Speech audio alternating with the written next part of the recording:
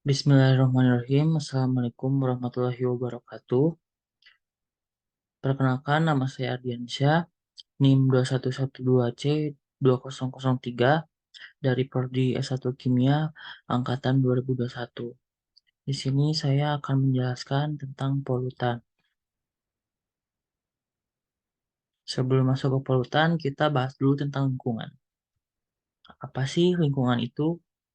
Lingkungan adalah kesatuan ruang dengan semua benda, sumber daya, energi, keadaan, dan makhluk hidup termasuk juga manusia dan perilakunya yang mempengaruhi alam itu sendiri. Kelangsungan perkehidupan dan kesejahteraan manusia serta makhluk hidup lain menurut Undang-Undang Nomor 23 Tahun 1997. Sedangkan menurut Kamus Besar Bahasa Indonesia, istilah lingkungan dapat diartikan sebuah daerah atau kawasan dan seluruh bagian yang terdapat di dalamnya yang ada di sekitar manusia dan mempengaruhi perkembangan kehidupan manusia. Nah, kita sekarang masuk ke pencemaran. Di sini, pencemaran itu didefinisikan sebagai masuk atau dimasukkannya makhluk hidup, zat, energi, dan komponen lain ke dalam lingkungan hidup oleh kegiatan manusia sehingga melampaui baku mutu lingkungan hidup yang telah ditetapkan. Ini menurut UU PLH nomor 32 tahun 2009. Lanjut kita masuk ke macam-macam pencemaran lingkungan. Di sini ada tiga macam-macam pencemaran lingkungan. Yang pertama ada pencemaran air, yang kedua ada pencemaran udara, dan yang terakhir ada pencemaran tanah. Kita masuk ke yang pertama, pencemaran air. Apa sih pencemaran air? Pencemaran air adalah kegiatan kontaminasi lingkungan dengan adanya aktivitas manusia yang menghasilkan limbah dan masuk ke dalam air. Sumber limbah ini dapat berupa limbah baku mentah, bahan kimia, sampah, atau pupuk. Menurut Suryono 2014. Nah, ini ada sumber pencemaran air. Yang pertama ada sumber langsung. Sumber langsung merupakan sumber pencemaran yang berasal dari titik tertentu yang ada di sepanjang badan air penerima dengan sumber lokasi yang jelas. Titik lokasi pencemaran terutama berasal dari pipa pembuangan limbah industri yang tidak mengolah limbahnya maupun pembuangan hasil pengolahan limbah di IPAL, instalasi pengolahan air limbah yang masuk ke badan air penerima, menurut Sarminingsih dan lain-lain 2014. Yang kedua ada sumber tidak langsung. Sumber tak langsung merupakan sumber yang berasal dari kegiatan pertanian, peternakan, industri kecil atau menengah, dan domestik yang berupa penggunaan dari barang konsumsi, menurut Irsanda dan lain-lain di tahun 2014. Nah, ini contoh pencemaran air. Ini badan air. Di sini ada pembuangan limbah dari suatu perusahaan yang langsung dibuang ke badan air. Ini contohnya sedang melakukan sampling. Sumber polutannya pembuangan limbah suatu pabrik yang dibuang langsung ke sungai. Yang kedua, kita masuk ke pencemaran udara. Apa sih pencemaran udara? Pencemaran udara adalah kondisi di mana zat udara tercemari oleh bahan kimia, zat partikel dan bahan biologis lain yang bisa membahayakan kesehatan dan makhluk hidup serta organisme lainnya. Sumber pencemaran udara yang pertama bisa disebabkan oleh nitrogen oksida, yaitu senyawa jenis gas yang terdapat di udara bebas. Nitrogen oksida, nitrogen oksida atau biasa disebut NOx dapat dihasilkan dari proses pembakaran bahan bakar minyak dan bahan bakar fosil lainnya yang dibuang ke lingkungan.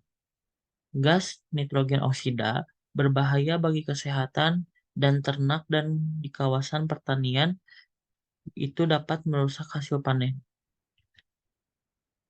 Yang kedua ada belerang oksida, yaitu senyawa gas berbau tak sedap yang banyak dijumpai di kawasan industri yang menggunakan batu bara sebagai bahan bakar sumber energi utamanya.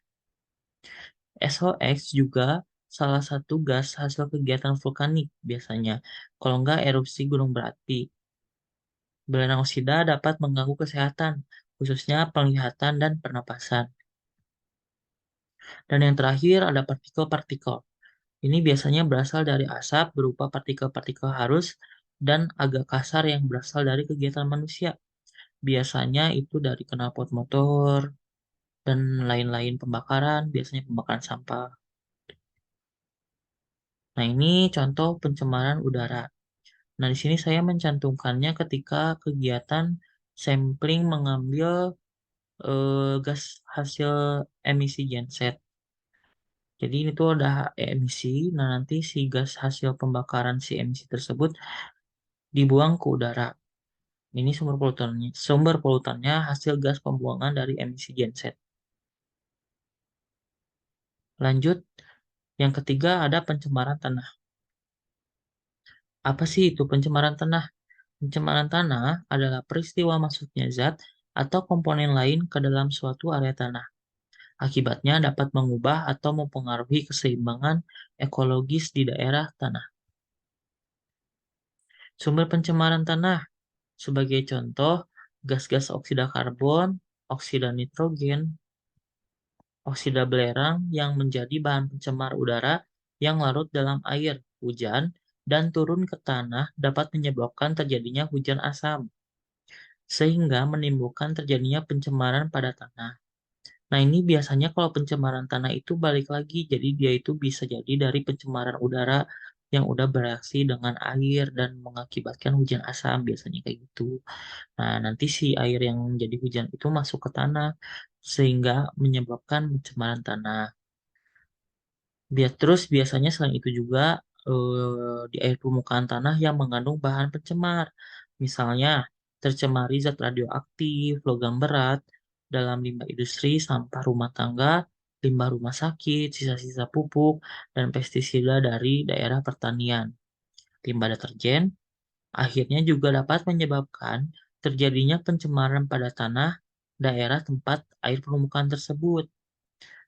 Itu. Jadi bisa jadi aja dari pencemaran air juga. Misalkan di sungai ini tercemar sama logam beratnya dan hasil pertanian gitu. Jadi pasti tanah sekitar air sungai tersebut bakal tercemar juga begitu. Terus yang lainnya contohnya bisa jadi dari pembuangan sampah di tanah. Itu mengurangi lama, itu bisa sebab utama aja dari pencemaran tanah.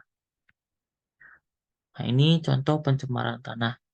eh, Maaf saya mengambil foto dari Google karena saya belum menemukan sampah yang bergeletakan di daerah lingkungan saya maupun tempat kerja saya.